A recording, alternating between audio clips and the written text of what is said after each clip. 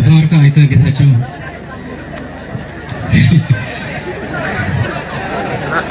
ጌታቸው የለን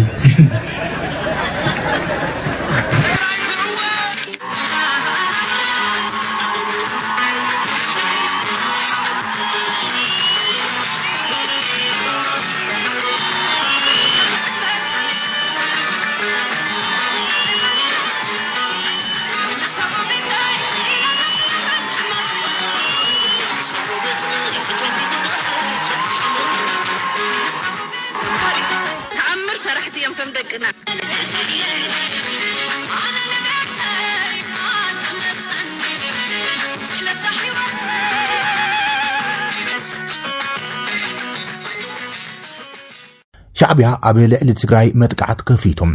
ብዓሰርታት ዝቁፀሩ ኤርትራውያን ድማ ብስውር ጨዊው ናብ ኤርትራ ወሲድዎም ኣሎም ን52 ቀበሌታት ትግራይ ዝሓልፉ 4 ዓመታት ወሪሩ ጀኖሳይድ ኣብ ምፍጻም ዝርከብ ሰራዊት ኤርትራ ሕዚ ድማ ዘደንግጽ መጥቃዕቲ ኣብ ልዕሊ ትግራይ መጥቃዕት ከፊቱ ኢሎም ብዝኸፈቶ መጥቃዕቲ ድማ ሓደ ትግራዋይ መንእሰይ ቀቲሎም ወታደራት ሻዕቢያ ሎሚ ቀዳም ህይወት ሓደ ትግራዋይ መንእሰይ ኣብ ዛላምበሳ ብግፍዒ ተኩሶም ከም ዝቀተልዎም ፍልፍላት ሓበሬታና ገሊጾምናሎም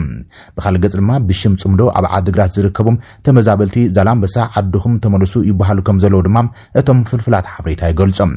ሻዕቢያ ነታ ጽምዶ ተጠቂሙ ኣብ ትግራይ ከም ድልየቱ ዝንቀሳቀሰሉ ኩነታት ከም ዘሎም ዝገልጹ እቶም ፍልፍላት ሓበሬታ ኣብ ልዕሊ ተጋሩ ካብ ዝፈጽሞ መጥቃዕቲ ንብዙሓት ዓመታት ስደተኛት ኮይኖም ኣብ ትግራይ ዝነብሩም 36 ኤርትራውያን ድማ ጨዊው ናብ ኤርትራ ከም ዝወሰደዮም ሓቢሮም ዘለው እቶም ፍልፍላት እዚ ድማ መንግስቲ ኤርትራ ዝፍለጠሉም ርክባት ተጠቂምካ ሰፊሕ ናይ ስለያ ንጥፈታትን ስጉምታትን ኣብ ትግራይ ዳግማ የካይድ ከም ዘሎም ዘርኢ ኮይነሎም እዚ ሻዕቢያ ብሓይልታት ድሕነቱ ዝፍጽሞ ዘሎ ጭውያን ስውር ስጉምታትን ኣብ ልዕሊ ተጋሩን ኤርትራውያን ደለይቲ ፍትሕን ብሽምቲ ምስ መራሕቲ ህወሓት ዝጀመርዎ ዝበሃል ጽምዶ ምዃኑ ዝግለጸሎም በአንጻሩ እቶም ወገን ጽምዶ ደገፍቲ ኢሎም ንነብሶም ምስ መሳርሒታት ፕሮፓጋንዳ ህግደፍ ዝንቀሳቀሱ ዘሎም ወገናት ብወገን ትግራይ ሓደገኛ ምሕዝነት ምስ ሻዕቢያ ዝብል ቋም ንዘሎም ተጋሩን ኤርትራውያን ተቃለስቲ ፍትሕን እንትነቕፉን እንትኸሱን እዮም ዝስምዑ ዘሎም ኣብዚ ሕዝዋን ኣብ መንጎ መንግስታት ኢትዮጵያን ኤርትራን ርክባቶም ኣዝዩ ተኻሪዱን ናብ ሓያል ወጥሪ ዓሪጉ ከም ዘሎ ዘመላኽቱ መግለጺታት በብወገኖም እናቕረቡ እዮም ዝርከቡም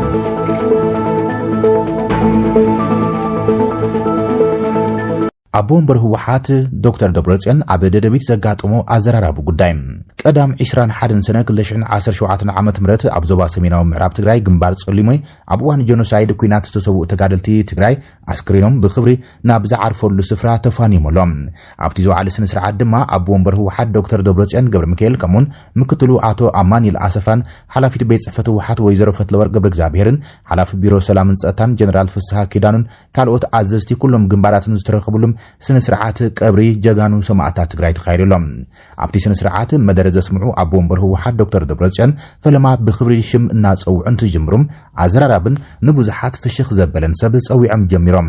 ዶክተር ደብረጽዮን ገብረ ሚካኤል ንብጻዮም ነበር ምክትል አቦ ወንበር ህወሓትን ፕሬዚደንት ጊዜያዊ ምምሕዳር ነበርን ናይ ሕዚ ኣማኻሪ ቀዳማይ ሚኒስትርን ዝኾነ አቶ ጌታቸው ረዳም ሽም ብምጽዋዕዮም ጀሚሮም እዚ ድማ ዶክተር ደብረጽዮን ንብጻዮም አቶ ጌታቸውም ያሓስብዎ ነይሮም ብጻዮም ናፊቕዎም ወዘተ ዝብል ግብረ መልስታት ኣብ ማሕበራዊ ሚድያ ይወሃቡሎም የተወርካ አይተ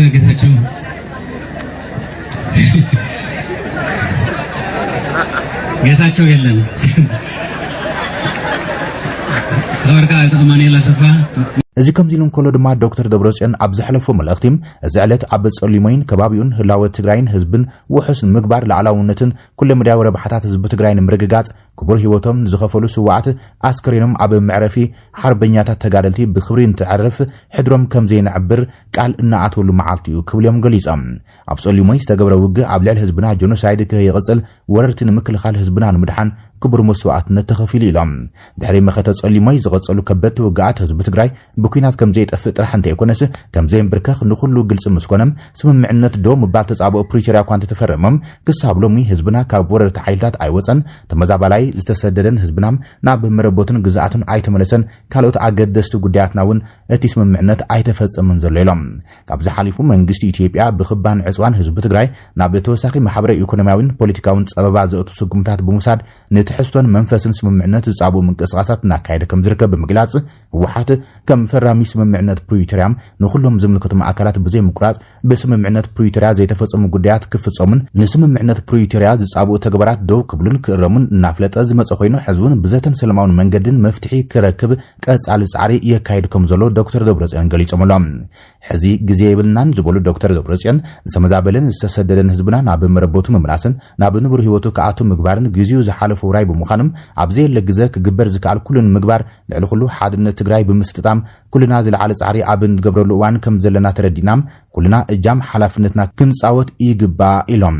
ላዕላውነት ግዛኣትና ውሕስ ንምግባርን ተመዛበልትና ብመሰረት ስምምዕነት ፕሪቶሪያ ንምምላስን ሓድነትናም ኣሒልናም ሰላማውን ፖለቲካውን ቃልስና ንቕጽል ምዃናን ንኹሉ ፈታዊ ቃልስናን ድላይ ሰላምን ደጊምና ክንዘኻኽር እንደሊሎም ሕዝቡን ዓለም ለኸ ማሕበረሰብ ሕብረት ኣፍሪቃ ኣውሮፓ ሕብረት ኢጋድን ኣሜሪካን ስምምዕነት ፕሪቶሪያ ተግባራዊ ክኸውን እጃሞም ከወፍዩ ዝጸውዑ ዶክተር ደብረጽዮን ህዝቢ ትግራይ ልዕሊ ሰላም ምርግጋዕ ናብ ንብሩ ምምላስን ቀዳምነት ዝወሃብ ጉዳይ ስለዘየለም ሰላምና ውሕስ ምንቅስቃሳትና ምስ ኩሎም ጎረባብቲ ህዝብታት ዘሳልጥ ሰላም ከባቢና ንምጥንኻር እምበር ኣብ ልዕሊ ማንም ህዝቢም ዘቕንዕ ሽርሒ ከም ዘይኮነውን ክፍለጥ ይግባእ ክብሉ ተዛሪቦም ኣሎም ዝተሰደዱን ህዝብና ናብ መረበቶም ምምላስ ግዚኡ ዝሓለፈ ውራይ ብምዃኑ ኣብዚ የለ ግዜ ክግበር ዝከኣል ኩሉ ንምግባር ልዕሊ ኩሉ ሓድነት ትግራይ ብምስጥጣም ኩልና ዝለዓለ ጻዕሪ ንገብረሉ እዋን ከም ዘለና ተረዲና ኩልና እጃምና ብሓላፍ ክንጻወት ይግባእ ዝኸበርክንን ዝኸበርኩምን ውድብና ህወሓት ሰራዊት ትግራይናን ብሓፈሻ ትግራይናን በዝመዓልቲ ያጽምቲ ስዋኣትና ብኽብሪ ክዓርፉን መሰረት ሓወልቲ እንተነቕምጥን ኩናት ደሊና እንተይኮነስ ላዕላውነት ግዛኣትና ውሕስ ንምግባርን ተመዛበልትና ብመሰረት ስምዕ ፕሪቶሪያ ንምምላስን ሓድነትና ሓይልና ሰላማውን ፖለቲካውን ቃልስና ንቕጽል ምዃንና ንኹሉ ፈታዊ ቃልስናን ደላይ ሰላምናን ደጊምናውን ክንዘኻኽር እንደሊ እዚ እውን ዓለም ለኸ ማሕበረሰብ ሕብረት ኣፍሪቃ ኣውሮፓ ሕብረት ኢጋድን ኣሜሪካን ስምዕ ፕሪቶሪያ ተግባራዊ ክኸውን እጃሞም ከወፍዩ ደጊምና ንጽውዕ ህዝቢ ትግራይ ልዕሊ ሰላም ምርግጋእ ናብ ንቡር ምምላስን ቀዳምነት ዝህቦ ጉዳይ ስለዘየለ ሰላምና ዘውሕሱ ምንቅስቃሳት ምስ ኩሎም ህዝብታት ዘሳልጥ ሰላም ከባብና ዘጠናኽር እምበር ኣብ ልዕሊ ማንም ህዝቢ ዘቕንዕ ሽርሒ ከም ዘይኮነውን ክፍለጥ ይግባእ ኣብቲ መድረክ ተረኺቡ መልእኽቲ ዘሕለፈ ሓላፊ ቢሮ ሰላምን ጸጥታን ግዝያዊ ምምሕዳር ትግራይ ጀነራል ፍስሓ ኪዳኑ ብወገኖም ኩሉ ትግራዋይ ሓድነቱ ኣጠናኺሩ ንኹሉ ነገሩ ተዳሎ ኢሎም ብመሰረት ስምምዕነት ፕሪቶሪያ ዝተቐመጡ ግዴታታት መንግስቲ ፌደራል ከም ዘይተዋጸም ዝኸሰሰ እቲ ጀነራል ግዛኣታዊ ሓድነትናን ተመዛበልትናን ንዘይ ምምላስ ዝሰርሕ ዘሎ መንግስቲ ፌደራል እዩ ክብል ከሲሰሎም ንሰላም ኢልና ብዙሕ ዋጋ እንዳኸፈልና መሪር ትዕግስቲ ጌርና መጺና ዝበለ ጀነራል ፍስሓም ሕዝቡን ሕቶታት ትግራይ ክምለሱ ኣለዎም ንሕና ግን ንኹሉ ክንዳሎ ኣለናም ኩናት ምትራፍ ድማ ንዳሎ ክብል ተዛሪቡም ኩሉ ነገራት ብጎኑ ብሰላም ክእለ ኣሓትት ከም ናይ ጸጥታ ኣመራርሓን ጸባት ኣባላትን ከዓነ ንዝመጸና ድልዋት ክንከውን ንዝመጸና ከም ህዝቢ ኣብ ሓደ ክንዓስል ሓድነትና ክንጠናኽር ኩልና ከዓነ ኣብ ትግራውነትና ክንጸንዕን ሓዳራ ስዋዕትና ንኽብርን ብዘጋጣሚ ክገልጽ ፈቱ ኣብ መወዳእታ ካብ ትግራይ ጸጥታ ኣካላት መናእሰይ ብዝተፈላለየ መንገዲ ከውሊሎም ዓፋር ክልልን ኣብ ኣምሓራ ክልልን ኣብ ናይ ትግራይ ናይ ጸለምቲ ወረዳታትን ብኢትዮጵያ መንግስቲ ዝድገፉ ዘለዉ ንቃልሲ ንባዕልና ከዋግኡ ዘዳልዎም ዘለዋ ሓይሊ بسلام نوع عدم كملسو تن تجارلاين تنزجبون كبرتات بركسين كمولي سلام مخنا بزجات أمنا جلسكو كاوجنسن كابن على الخوا موجان زركك ولا حتى ومثل ذي عندهم وسيهم بسلام توجه على صعق من تقولون تعليكم نوع مسر إحنا يسلام مخانجن نورن منورن ታሪክ ተጋሩ ዘይገልጽንዩ ክብል ይፈቱ መንግስቲ ፌደራል ኣብ መግለጺታቱ ተመዛበልቲ ወገናት ትግራይ ንከይምለሱ ዝገብር ዘሎም ህወሓት ምኽንያት ድማ ንፖለቲካዊ ረብሑም የውዕሎ ስለ ዘሎ ብምባል ይዝገለጽ ሕዚ ግን ተመዛበልቲ ትግራይ ናብ መረበቶም ንምምላስ ሓዱሽ ምንቅስቃስ ከም ዝጀመረ መንግስቲ ፌደራል ዝገልጽ ዘሎም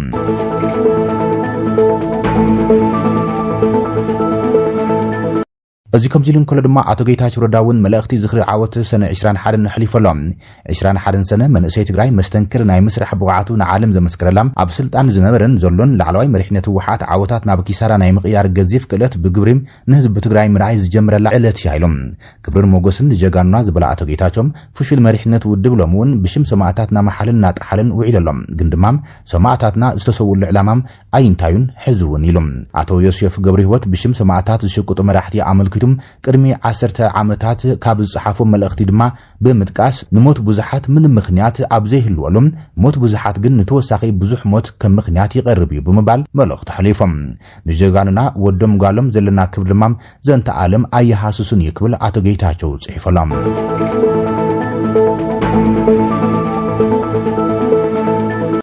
ፕሬዚደንት ሩሲያ ቭላድሚር ፑቲን ፕሬዚደንት አሜሪካ ዶናልድ ትራምፕ ዓቢ አኽብሮት ከም ዘሎ ብምግላጽ ትራምፕ ንግጭት ዩክሬን ንምፍታሕ ዝገብሮ ዘሎ ጻዕሪም ዝናዓድ ኢሎም ፑቲን ድሕሪ ኣኼባ ላዕለዋይ ቁጠባዊ ቤት ምክሪ ሩሲያ ኣብ ሚንስክ ንጋዜጠኛት ኣብ ዝሃቦ መግለጺ ንትራምፕ ጅግና ክብል ገሊጾም ናብ ዋይት ሃውስ ንምምላስ ከበድቲ ብድሆታት ከም ዝሰገረውን ዝጠቐሰ ፕሬዚደንት ፑቲን ካብኣቶም ካብ ሓያሎ ፈተነ ቅትለት ምድሓኑ ጠቒሶም ነዚ ሕዚ ዘሎ ፕሬዚደንት አሜሪካ ዓቢ ክብሮት ኣለኒ ናብ ስልጣን ንምምላስ ናብ ዋይት ሃውስ ንምምላስ ኣዝዩ ከቢድ ዝተሓላለኸን ሓደገኛ መንገድ ሓሊፊኦም ኩላትና ኣጸቢቕና ንፈልጤና ጅግና እዩ እዚ ንጹር እዩ ኢሉ ፑቲን ብተወሳኺ ኣብ ማእኸላይ ምብራቕ ዘለዎ ዲፕሎማስያዊ ክእለት ከምውን ቅልውላው ዩክሬን ንምፍታሕ ዝገብሮ ዘሎ ጻዕሪ ንኢደሎ ፑቲን ብርግጽ ነዚ ኩሉ ኣዝዩ ብዕቱብ ኢና ንወስዶም ፕሬዚደንት ትራምፕ ነቲ ግጭት ንምፍታሕ ካብ ልቢ ይጽዕረሎ ዝብል እምነት ኣለኒ ክብል እዮም ፑቲን ንኣድኡ ንትራምፕ ገሊጹሉ ዘሎ ፑቲን ትራምፕ ኣብ ውሽጢ ሃገር ወፃን ዝወስዶ ናይ ፖሊስ ስጉምታት ብምንኣድ ብፍላይ ኣብ ማእኸላይ ምብራቕ ዝወሰዶ ተግባራትን ኣብ ዩክሬን ዘሎ ግጭት ንምፍታሕ ቅንዕና ዘለዎ ተወፋይነትን ይገብረሎ ክብል የጉልዮም ምስ ትራምፕ ገጽ ንገጽ ክትራኸቡ ትኽእሉ ዲኹም ብምባል ዝተሓተተ ፑቲን ንርክብ ኩሉ ግዜ ክፉት እዮም ነዚ ንምዕዋድ ድማ ብሓጎስ ክንሰርሕ ኢና ኢሎም ክልቲኦም መራሕቲ ከምዚ ዓይነት ኣኼባታት ብግቡእ ከዳሉን ኣብ ምትሕጋዝ ዝጭበጥ ምዕባለ ክመርሕን ኣለዎ ዝብል እምነት ከም ዘሎ መልክትዮም ሳላ ፕሬዚደንት ትራምፕ ዝምድና ሩስያን ኣሜሪካን ተዋሓደም ብመጠኑ ክመሓሽ ጀሚሮሎም ኩሉ ነገር ብመንጽር ዲፕሎማስያዊ ዝምድናታት ክፍታሕ እኳ እንተዘይከኣለም ቀዳሞት ስጉምታት ተወሲዱም ንቕድሚት ድማ ንኸይድ ኣለና ክብል ወሲኹ ገሊጾም